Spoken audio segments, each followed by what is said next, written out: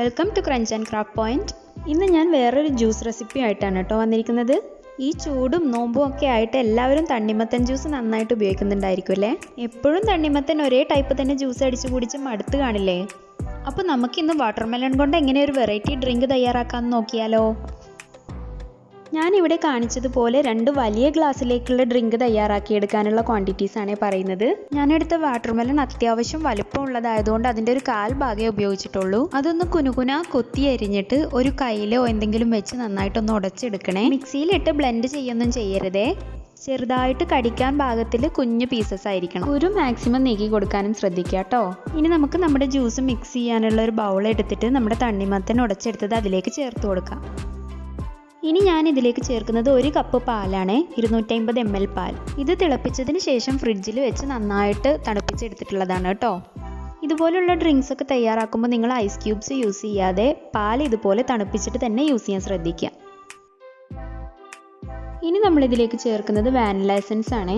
ഇതിന് പകരം നിങ്ങളുടെ കയ്യിൽ റോസ് സിറപ്പ് ഉണ്ടെന്നുണ്ടെങ്കിൽ അതും യൂസ് ചെയ്യാം കേട്ടോ. വളരെ കുറച്ച് മതി കേട്ടോ, ഒരു 1/2 ടീസ്പൂണൊക്കെ യൂസ് ചെയ്താൽ മതി, കൂടി പോവരുത്.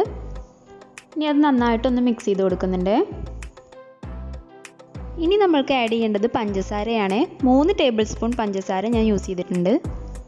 നിങ്ങൾ യൂസ് ചെയ്യുന്ന തണ്ണിമത്തൻ്റെ മധുരത്തിനനുസരിച്ചിട്ട് പഞ്ചസാരയുടെ അളവ് കൂട്ടുകയോ കുറക്കുകയൊക്കെ ചെയ്യാം കേട്ടോ.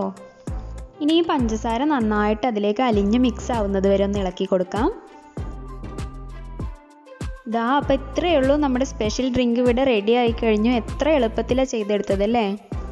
സാധാരണ ജ്യൂസ് അടിച്ചെടുക്കുന്നത് പോലെ മിക്സി പോലും നമുക്ക് യൂസ് ചെയ്യേണ്ടി വന്നിട്ടില്ല.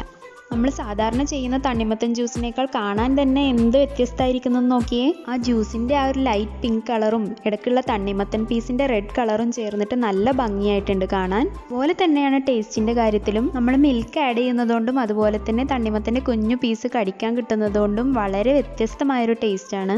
അപ്പോൾ ഇന്നത്തെ വീഡിയോ ഇഷ്ടപ്പെട്ടിട്ടുണ്ടെങ്കിൽ ലൈക്ക് ചെയ്യുക, ഷെയർ ചെയ്യുക. ചാനൽ സബ്സ്ക്രൈബ് ചെയ്യാത്തവർ ഒന്ന് സബ്സ്ക്രൈബ് ചെയ്തേക്കണേ.